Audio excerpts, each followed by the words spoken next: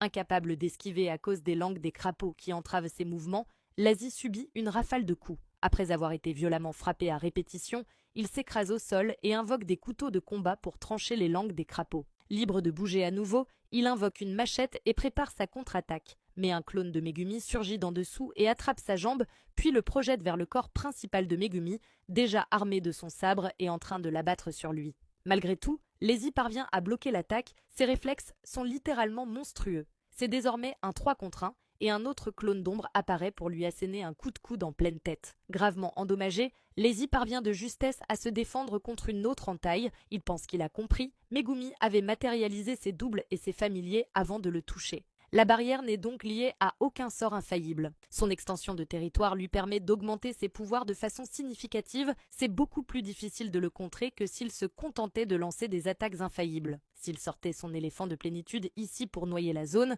cela réduirait de moitié ses capacités et il pense que ses chances de gagner diminueraient. Refusant que cela arrive, il active sa technique et libère une multitude de reçus dans les airs au-dessus de lui. Pensant qu'il n'a pas jeté les reçus par hasard, Megumi tente de les détruire avec nuée. Mais ce n'est pas assez rapide pour empêcher l'activation de la recréation contractuelle de Lazy. 3 voitures sont alors générées et s'enfoncent directement dans le sol ombragé. Lazy comprend que tout le territoire est l'ombre de Megumi et dit qu'il s'en doutait. Il faut renforcer son énergie occulte au niveau des pieds pour ne pas être englouti. L'ombre de Megumi se trouve en dessous d'eux, pratique pour en sortir des choses, voire soi-même. Mais un point a attiré son attention, il a peu d'armes à disposition et n'a vu qu'un seul objet maudit plutôt minable. Soit il a peu d'espace de stockage et doit garder de la place pour lui, soit il doit porter lui-même le poids des objets qu'il stocke dans son ombre. C'était la deuxième hypothèse, et il ajoute qu'il a retourné son territoire contre lui. Avec ses 3 voitures, il doit avoir dans les 2,4 tonnes sur les épaules, et ses doubles n'ont pas pu le supporter. Il demande ensuite s'il pense être encore en état d'invoquer des familiers. De toute façon, il compte rester sur ses gardes et va ajouter de plus en plus de poids jusqu'à ce qu'il soit complètement écrasé. Megumi lui dit qu'il a oublié quelque chose d'important, même incomplet. Un territoire reste un territoire et il y a des ombres partout autour d'eux. Sans hésiter, Megumi invoque l'éléphant de la plénitude depuis les ombres au-dessus de Lazy, faisant chuter l'énorme familier directement sur lui.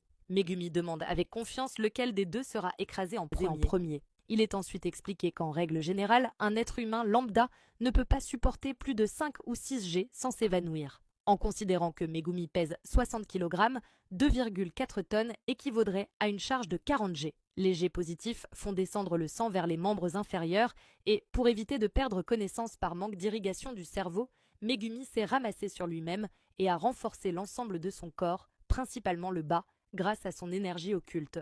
Un éléphant d'Afrique adulte pèse entre 3 et 6 tonnes, et l'utilisation d'un territoire accroît la précision d'un sort. C'est pourquoi l'éléphant de plénitude pèse actuellement autant qu'un véritable pachyderme.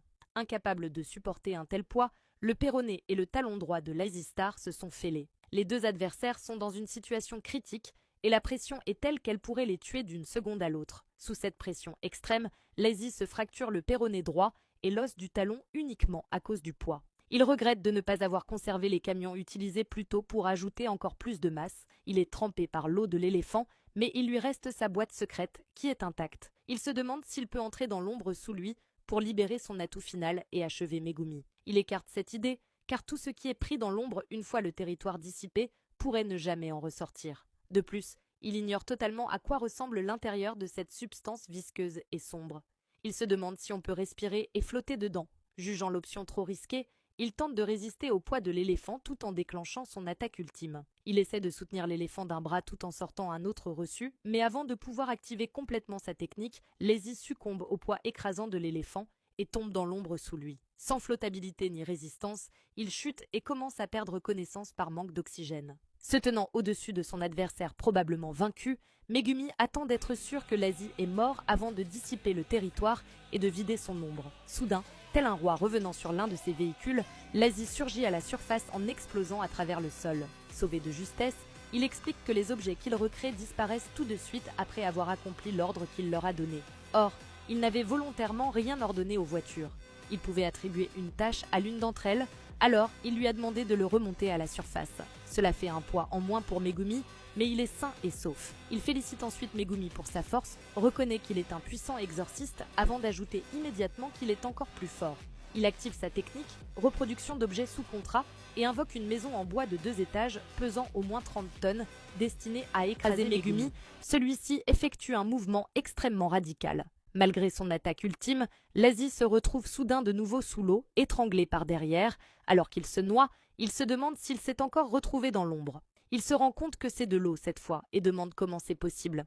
Il remarque la force que dégage Megumi et pense que c'est à cause des 2 voitures qu'il avait ajoutées. En voyant qu'il n'y a plus de solution pour s'échapper, il décide d'annuler sa technique de reproduction d'objets sous contrat à contre-cœur. Après avoir désactivé sa technique, Lassie se rappelle qu'il y avait une piscine chauffée dans le gymnase et comprend pourquoi il se noyait dans de l'eau.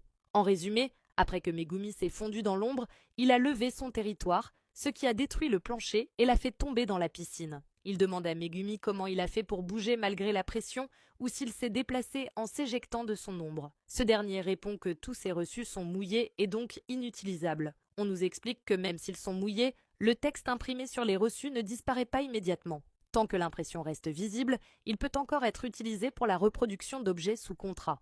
En revanche, si le reçu est humide, la condition consistant à brûler le papier du contrat avec de l'énergie occulte ne peut plus être remplie. Lassie remarque aussi que Megumi ne l'a pas poursuivi immédiatement.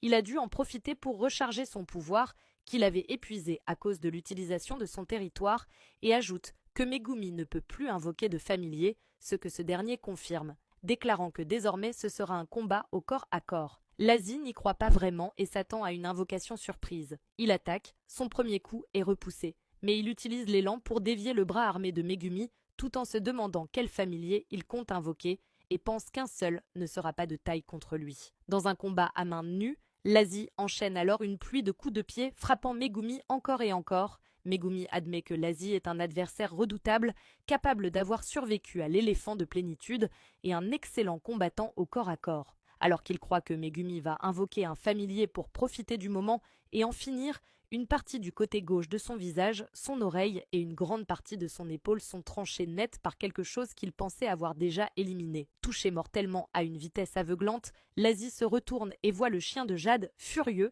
avec 2 cicatrices sur le museau laissées par les couteaux. Il lui demande s'il pensait vraiment qu'il n'allait plus pouvoir utiliser son chien de Jade pour si peu et ajoute que c'est mal le connaître. En entendant cela, Lassie pense que Megumi attendait juste qu'il ait complètement oublié de prendre en compte son chien de Jade, et ajoute ensuite qu'il ne savait pas que les exorcistes étaient des menteurs. Alors qu'il est au sol, grièvement blessé et le regard levé vers Megumi, Lassie pense au territoire et à la piscine et comprend que Megumi lui avait fait croire qu'il avait perdu la carte du chien, alors qu'en réalité, il l'a gardée cachée dans sa manche. Bien sûr, Megumi ne s'était pas enfui dans le gymnase, il l'y a attiré. Penser qu'il pourrait perdre face à un exorciste du présent, et en plus face à un gamin comme lui est insupportable. Debout au-dessus de lui, Megumi lui dit que même s'il avait voulu fuir, Nue ne peut pas transporter quelqu'un très longtemps. Certains ont déjà essayé, et ils ont eu des problèmes. Il lui demande ensuite quelle est sa relation avec Tengen, mais Lassie lui demande de qui il parle. Il finit par répondre qu'on le voit rarement et qu'il ne savait pas qu'il était toujours vivant. Megumi pense que Lassie a dit que la traque meurtrière n'avait pas le but donné par Tengen. Il est possible que Tengen se soit allié à Kenjaku en secret et qu'il leur ait fait croire à un faux objectif, mais il lui laisse le bénéfice du doute. Battu avec dignité, Lassie Star ordonne à Kogane de transférer ses 41 points à Megumi. Ce dernier est un peu contrarié, mais Lassie lui dit de considérer cela comme une bonne action avant sa mort. Il ajoute qu'il n'est qu'un simple opportuniste et qu'il n'a aucun lien proche avec Kenjaku. Il dit qu'il espère que désormais sa mort pèsera sur sa conscience, qu'à cause de cela, il deviendra le jouet du destin et qu'il mourra comme un bouffon. Peu après, Megumi reçoit 5 points pour la mort de Lassie Star. De l'autre côté de la ville, une énorme explosion retentit sur le toit d'un immeuble. Azenoki, toujours en combat contre Takaba, se demande s'il a enfin touché sa cible. Pourtant, le comédien apparaît juste à côté de lui et l'encourage de manière absurde à rester concentré, car son adversaire est coriace. Exaspéré par les pitreries de Takaba, Azenoki tente de le frapper, mais son poing glisse sur l'étrange couche visqueuse qui recouvre Takaba. Il est totalement frustré. Il ne comprend pas pourquoi Takaba ne subit aucun dégât, peu importe le nombre d'explosions qu'il lui inflige. Ses autres blessures se sont refermées. Pourtant, il n'a pas l'air d'avoir recours à un sort d'inversion comme lui. Il n'y comprend rien. Soudain, Kogane interrompt brièvement le combat pour leur annoncer que Lassie Star a été éliminé. Surpris, Azenoki décide alors de quitter complètement le combat. Au départ, Takaba accepte, disant même à son adversaire de prendre un bain et de se brosser les dents une fois rentré chez lui. Mais après y avoir réfléchi et fidèle au plan initial, Takaba tente finalement de supplier Azenoki de lui donner ses points, sans succès à répétition. C'est alors qu'on apprend que le pouvoir de Fumihiko Takaba, comédienne, rend réel tout ce que l'artiste trouve drôle. Même Satoru Gojo ne pourrait pas lutter contre ce sort. Le problème, c'est que Fumihiko ne sait rien de tout ça. Ailleurs, Remi est en détresse. Elle ajoute que, quand on est adulte, il y a tellement de choses qu'on ne comprend pas. On lui avait dit que les hommes étaient des loups, mais à chaque fois, ce sont eux qui l'aident à y voir plus clair. Ils font tout pour elle, pour qu'elle n'ait à se soucier de rien. Elle n'a même plus besoin de réfléchir. C'est l'avantage d'être une jolie fille. Il y aura toujours un loup pour elle. Soudain, on voit qu'elle est acculée par le chien de Jade. Mais avant que Megumi ne mette sa menace à exécution, la voix de Tsumiki surgit et lui ordonne d'arrêter. Le chien de Jade disparaît aussitôt, laissant Remi stupéfaite d'avoir été épargnée. Épuisée et agacée, Megumi dit à sa sœur de se taire avant de s'effondrer inconscient. Et c'est à ce moment précis qu'apparaît Anakurusu, appelée Ange, qui descend vers son corps. Et cet arc continue.